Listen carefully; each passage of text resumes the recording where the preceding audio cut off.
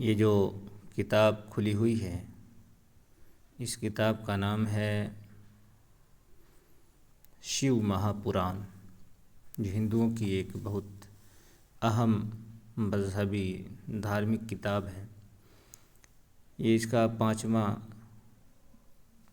खंड है, जिसका नाम है पंचमी उमा संहिता, और इसका अध्याय 4 है। इसमें आप देखेंगे, यहाँ पे नज़र आ रहा होगा आपको, बहुत सारे देवताओं और ऋषियों के बारे में है, इनके करतूत, इनके गंदे करतूत के बारे में। जैसे ऊपर है मंत्र 16 में कि शिव जी की माया के प्रभाव से भगवान विष्णु ने काम में मोहित होकर अनेक बार पराय स्त्री प्रसंग किया। पराय स्त्री मतलब पराय, जानते हैं कि अपनी पत्नी के अलावा दूसरी की बीवी और दूसरी लड़कियों के साथ ताल्लुक़ कायम किए। आगे देखें, इंद्र देवताओं का स्वामी होकर गौतम जी की स्त्री पर मोहित होकर पाप करने लगे तो उस दुष्टात्मा को गौतम मुनि ने शाप दिया।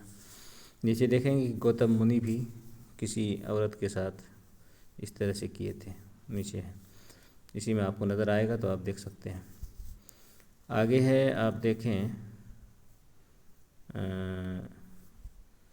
यहाँ है कि शिव जी के 19 को देखें, 21 को, शिव जी की माया से मोहित होकर चंद्रमा ने भी गुरु पत्नी का हरण किया और शिव जी ने ही उनका उद्धार किया। फिर वरुण नामक 2 मुनि ने भी वो किया। फिर आगे देखें, शिव जी की माया से मोहित हुए ब्रह्मा जी के पुत्र दक्ष भी अपने भाइयों सहित वाणी के साथ भोग करने की इच्छा वाले हुए, और ब्रह्मा जी ने अनेक बार शिव जी की माया से मोहित होकर आसक्त हुई अपनी पुत्रियों से भोग करने की इच्छा की।